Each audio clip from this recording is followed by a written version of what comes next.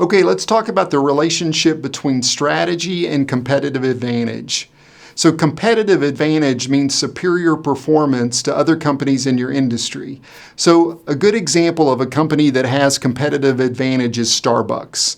So what I want you to do now is I want you to pause the video and I want you to write down short phrases describing how Starbucks performs better than other coffee shops. For example, you might write down customer service, or brand recognition, or maybe it's the environment or the status that people feel when they get a cup of Starbucks coffee.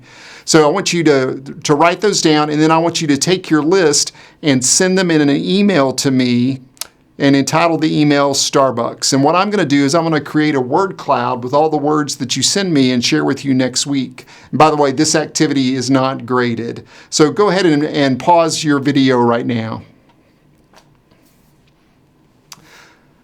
All right, hopefully you paused your video and you sent me kind of the phrases, the ways that you think Starbucks is performing better as a coffee shop than most coffee shops.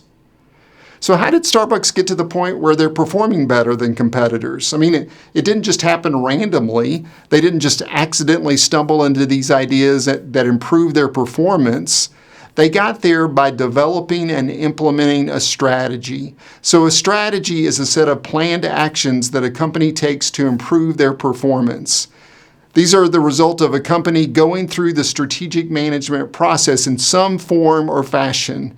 Studying that process is what this course is all about. And in the Chapter 1 lecture, there's a couple of diagrams that outline what the strategic management process is all about. So that's how strategy and competitive advantage are related. For a company to come up with competitive advantage, they go through this process of developing and implementing an effective strategy.